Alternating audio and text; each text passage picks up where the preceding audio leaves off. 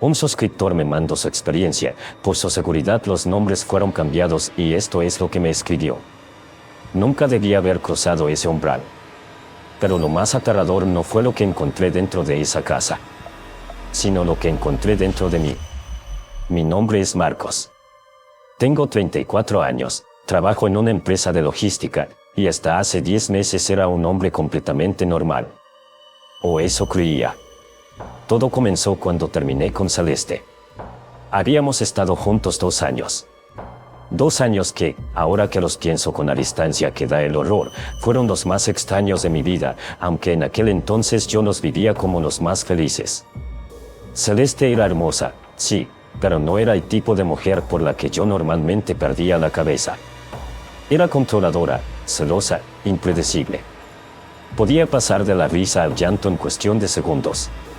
Yo, que siempre fui ecuánime, de esos que no se alteran fácilmente, me encontraba completamente rendido ante ella, incapaz de razonar con claridad cada vez que ella aparecía en escena. Cuando terminamos, fue decisión mía. O eso pensé. Había conocido a otra mujer, Sandra, compañera de trabajo, inteligente y estable, todo lo que Celeste no era. Me enamoré en silencio durante meses hasta que tuve el valor de terminar con Celeste un martes por la noche. Por teléfono, porque honestamente le tenía un miedo que no sabía explicar del todo bien. Ella no lloró. No gritó. Solo dijo: "Ya veremos, Marcos". 2 palabras. Algo en su tono me heló la sangre, aunque en ese momento lo atribuía a los nervios, a la culpa, a todo lo que siente uno cuando termina una relación importante. Lo que vino después, jamás lo voy a poder explicar con lógica. Durante las primeras semanas me sentí libre, ligero. Sandra y yo empezamos a salir, todo marchaba bien. Pero entonces comenzaron los sueños. Todas las noches, sin excepción, soñaba con Celeste. No eran sueños románticos ni siquiera agradables. Eran pesadillas donde yo la buscaba desesperadamente por laberintos oscuros, gritando su nombre, llorando, con esa sensación horrible de haber perdido algo vital, algo sin lo cual no podía respirar. Me despertaba sudando, con el pecho apretado, y la imagen de Sandra durmiendo a mi lado, en lugar de darme paz, me producía una náusea inexplicable. Empecé a distraerme en el trabajo, a cometer errores, a olvidar cosas básicas. Mis amigos decían que me veían mal, ojeroso, ausente. Yo les decía que era el estrés. Pero por las noches, cuando estaba solo, sacaba el teléfono y veía el perfil de Celeste en Instagram durante horas. Sus fotos, sus historias, su cara. La extrañaba con una intensidad que no tenía el menor sentido. Un mes después de haberla dejado, yo mismo le marqué. Ella contestó al segundo tono, como si hubiera estado esperando. "Sabía que ibas a llamar", dijo. Y en su voz no había sorpresa, solo satisfacción. Volvimos 2 semanas después. Sandra nunca me perdonó, y yo, que en otro estado mental me habría destrozado esa culpa, apenas si la sentí. Solo quería estar con Celeste. Solo quería su voz, su olor, su presencia.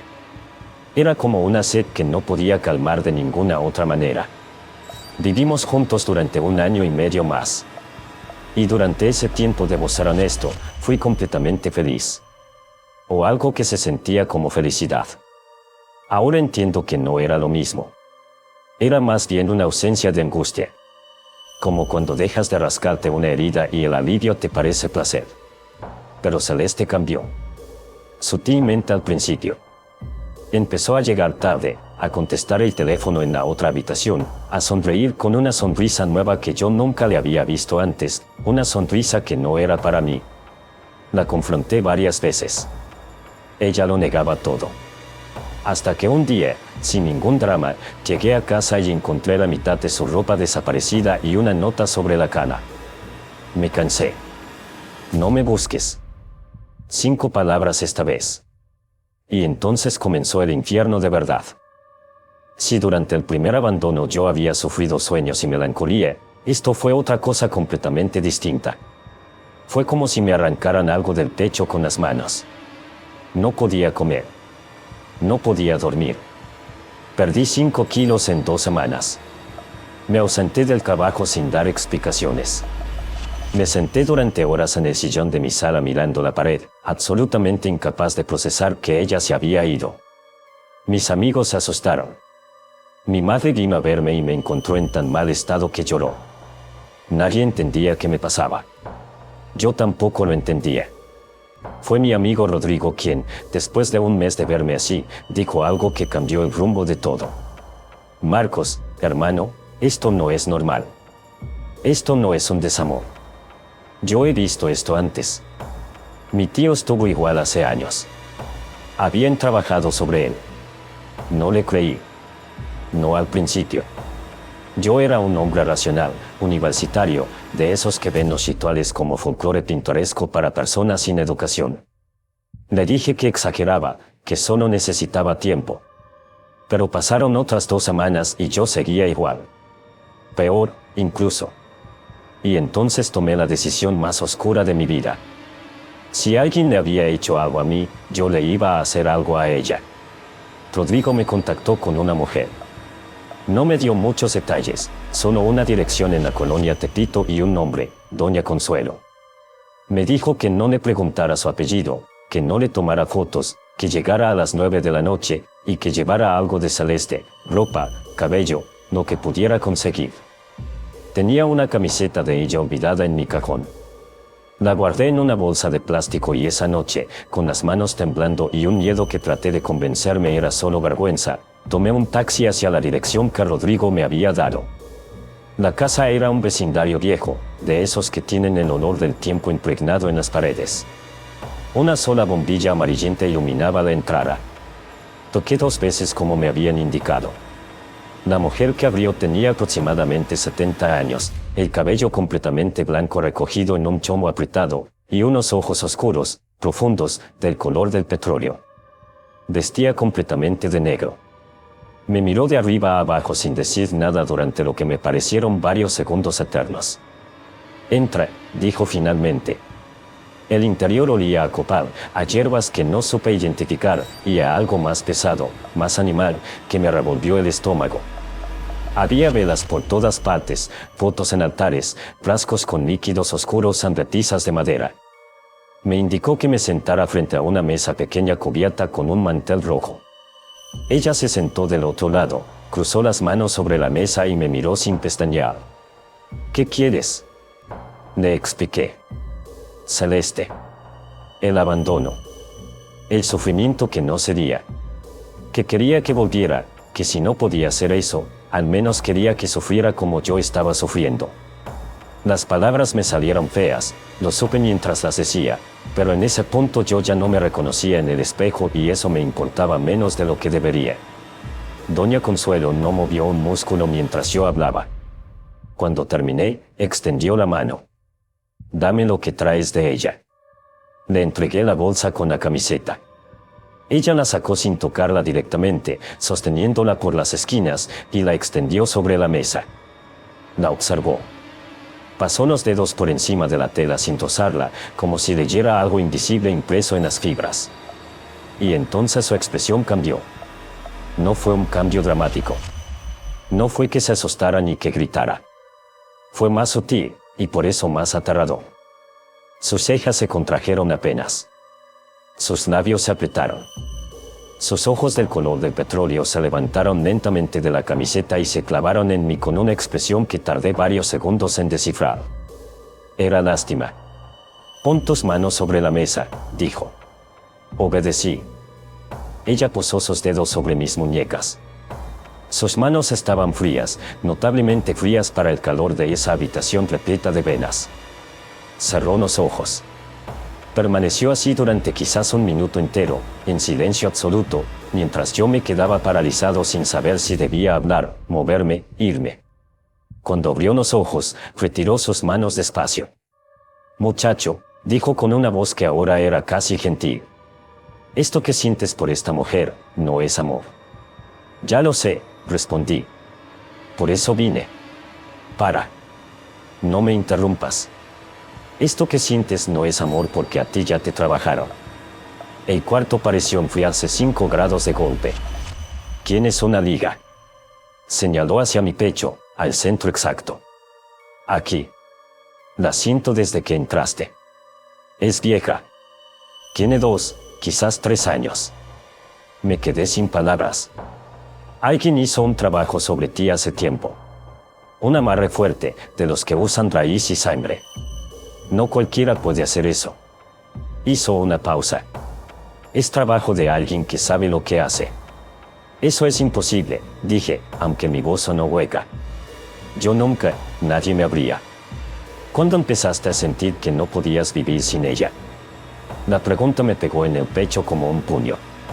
Pensé de verdad, quizás por primera vez en años, con claridad real.